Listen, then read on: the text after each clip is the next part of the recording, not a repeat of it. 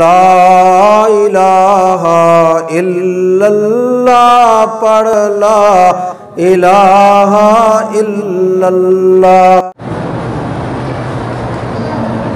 کہ علماء سے سنا اللہ کی قسم کھائی جائے، ہاں بالکل اللہ کی قسم کھائی جاتی ہے، اس میں تو کوئی شک نہیں، لیکن اللہ جس چیز کی چاہے قسم کھائے، بات سمجھا کرو نا، یہی تو مصیبت ہے۔ اسی لیے ہم کہتے ہیں کہ خدا کے لیے علماء کے پاس جاؤ۔ ایک آدمی اگر قسم کھاتا ہے ما سوا اللہ کے اور عقیدہ بھی ہے کہ میری قسم جائے تو کافر ہو جاتا ہے۔ من حلف بغیر اسم اللہ فقد کفر، اور ایک روایت میں فقد اشرک، اس نے شرک کیا۔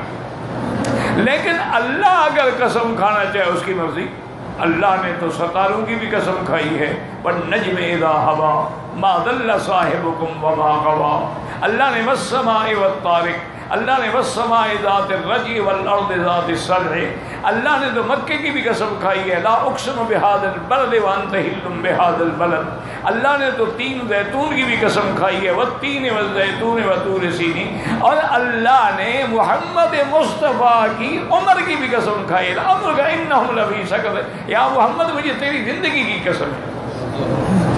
یہ کافر جو ہیں یہ نشے میں پڑے ہوئے ہیں کفر کے۔ اللہ جو چاہے، بات سمجھو، بندہ نہ قسم کھائے۔ جیسے ہمارے یہاں رواج ہے نا، اور جی میں بیٹے کے سر پہ ہاتھ رکھا ہوں، اور جی میں آنکھوں پہ آ رہے، تو کافر ہو جاتا ہے بندہ۔ اور جی مجھے پیر صاحب کے پنڈے کی قسم ہے، مجھے پیر صاحب کے آستان کی قسم ہے، مجھے پیر صاحب کے روضے، سیدھا کافر ہو جاتا ہے بڑے آرام سے۔